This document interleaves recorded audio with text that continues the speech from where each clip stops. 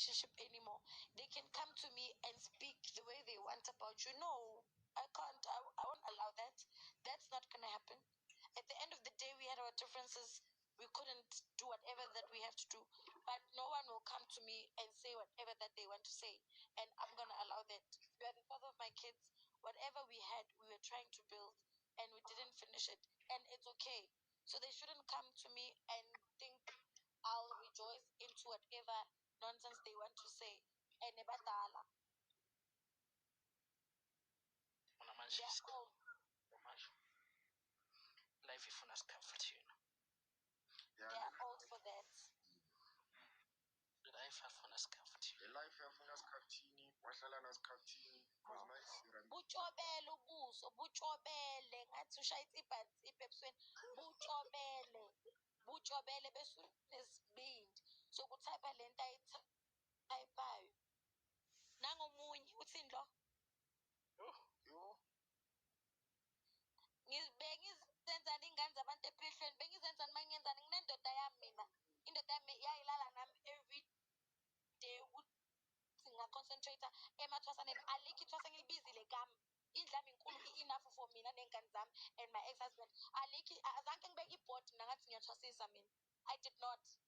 Ayikho ibhodi engayibeka ngathi come one come all ngiyathwasisa. I've never done that.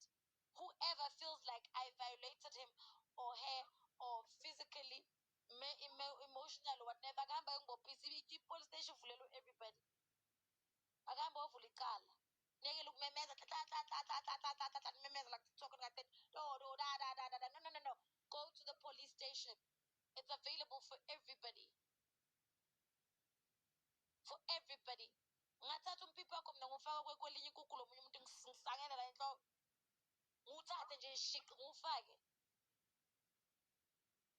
How many trousers have I chased away ngenxa yomjolo because ngingafuni ukuthi bajole? I've been quiet. Bangakho amathwasa engiwaxoshile ngiwaxoshela ukuthi bayajola.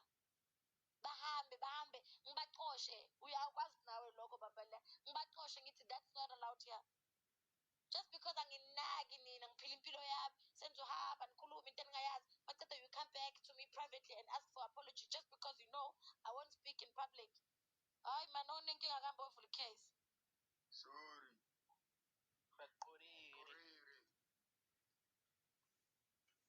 Hello Mzansi, welcome to Asikhulume with Brief. Today is your first time visiting this channel. Please do the right thing and click the subscribe button. Umonde Shange and his brother Kanye Nagogo Askhotheni, they were kulasana where they spoke about a lot of things.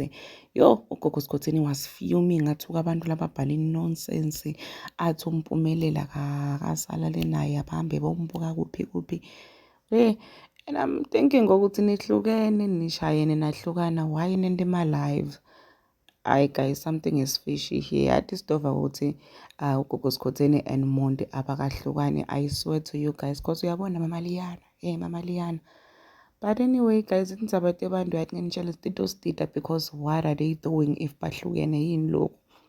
Bahlekelela nje kumnanzi. So please subscribe, share this video, comment your thoughts down in the comment section. I'll see you next time. Goodbye.